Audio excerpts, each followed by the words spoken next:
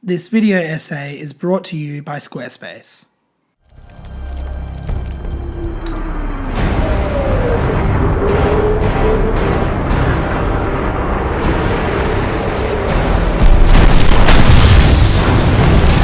Look, I know I'm like the 4,000th person to talk about Batman v Superman, but can you please just hear me out? I think one of the major problems with Batman v Superman was its audience. And I know that sounds like a pretty cocky thing to say, but just let me elaborate. As the film's star Henry Cavill recently said, the film is niche. It's part of an arc for what Snyder's vision was. It's also, in my mind, fairly niche. With the success of movies like Guardians of the Galaxy, Spider-Man Homecoming, and Deadpool, it's really easy to see why this film divided and in turn disappointed audiences. To understand Batman v Superman's importance, one must understand the director behind it, Zack Snyder. Since the early 2000s, Snyder has been making movies that go against the normality. BVS is no exception. The filmmaker is constantly inspired by authors like Sophocles, Euripides, and Homer.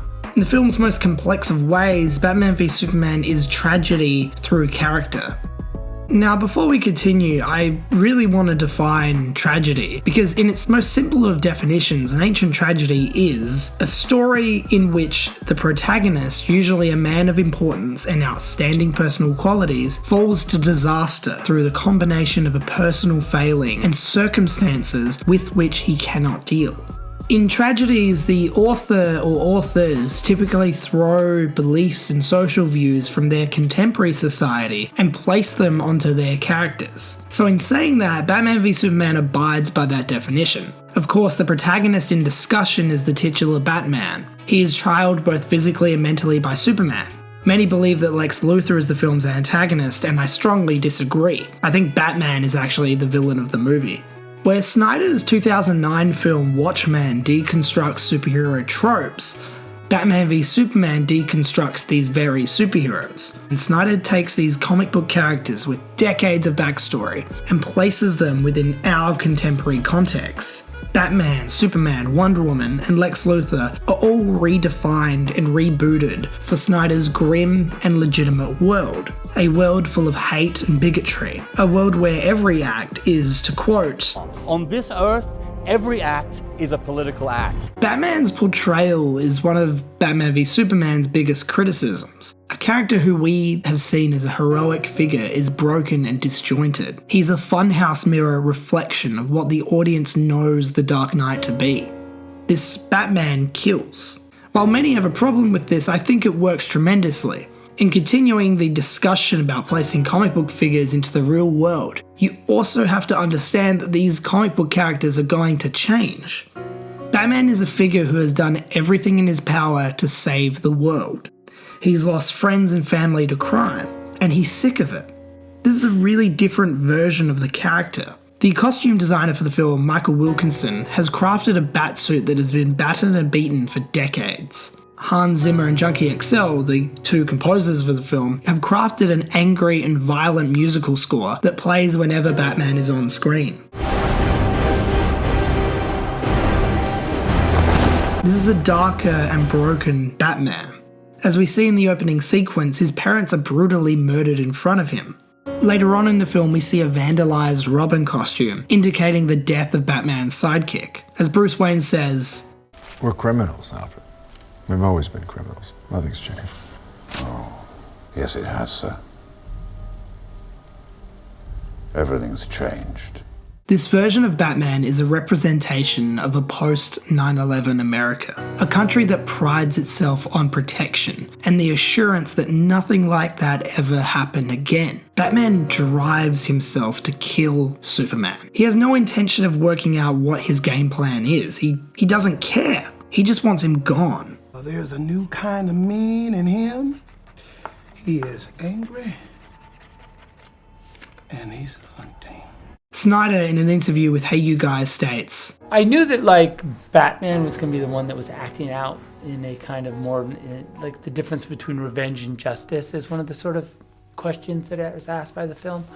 And I felt like that inherently made him feel more sort of viscerally angry. And this applies to the greater American society. America wants absolute protection from those who are different, those who may or may not pose a threat. It raises the question that is answered in the film, is that justice or is that revenge? It is because of such an event that the country has adopted a form of xenophobia. Batman in this film also has that. The idea of this is really evident when he states, Jesus, Alfred, count the dead.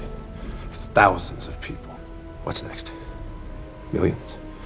He has the power to wipe out the entire human race, and if we believe there's even a 1% chance that he is our enemy, we have to take it as an absolute certainty. And we have to destroy him. Snyder creates a Batman who is not right. His fears are that of which he doesn't understand. This Batman has thought that he's seen everything there is to see, and he hasn't. Going back to the Wayne's murder, that was one of the only moments in Bruce's life where he was scared.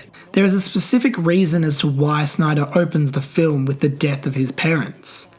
This is Batman's negated fear. This anxiety returns with the arrival of Superman. When Thomas and Martha are killed in front of him, Bruce is left shaken. For years, the characters put that aside. But when Superman arrives, it has a triggering effect, like someone suffering from PTSD.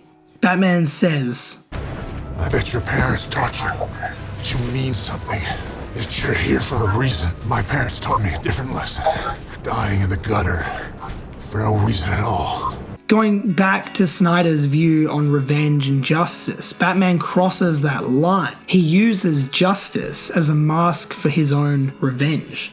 As Batman stands over Superman with the spear about to stab him, Superman states, You're letting him kill Martha. And this is the word that triggers Batman beyond belief. For the first time in the film, the audience sees Batman. It is a moment that has been ridiculed for months and now a year since the movie came out. My mother! Wait, that's the name of your mom? No way! That's the name of my mom too! Batman flashes back to his past and begins to understand that this refugee, despite being an alien, despite being so vastly different to himself, is utterly human. In a fit of rage, Batman throws his spear across the room. You imagine he's asking himself, how can a hero of his caliber slump to this level? When Batman says, Martha won't die tonight. he's finally accepting the tragedy of his past. His development as a character is somewhat complete. He has gone from a murderous psychopath hell-bent on revenge to a man who, metaphorically, will save his mother. Now, Snyder is a very unique filmmaker. His films are constantly engaging and utterly analytical. But in saying that, Snyder expects his audience to understand everything and to like everything. The harsh reality for the filmmaker is this: some audiences, most audiences, do not want a superhero film that is so complex, so dark, so melancholy. People want to escape from the real world with superheroes, and Snyder's Batman v Superman doesn't let you. It throws these superheroes into our world. Through the deconstruction of a hero like Batman, an audience can witness the sheer lows a superhero can fall to. But as evident by the end of the film and the trailers and marketing for Snyder's upcoming film Justice League, it seems as if Batman is Batman again. Gone is the disturbed and war-torn suit from Batman v Superman, and in is a brighter, more Batman-like suit. He's hopeful. Maybe that was intentional. Maybe that was a behind-the-scenes, studio, boardroom-inspired change. Nonetheless, I really, really love it. Men are still good. We fight, we kill, we betray one another, but we can rebuild. We can do better. We will. We have to. Hey guys, before I go, I'd just like to give a huge thank you to my sponsors, Squarespace. Now, if you guys are unaware, Squarespace is the perfect place to create your website. Whether it's a blog, portfolio, or online store, Squarespace can help make your site more you. Use the offer code that appears on the screen right now. You get 10% off your first purchase. As always guys, thank you very much for watching, and if you like this video, give it a thumbs up, share it around, do what you gotta do. Alright, until next time, See ya.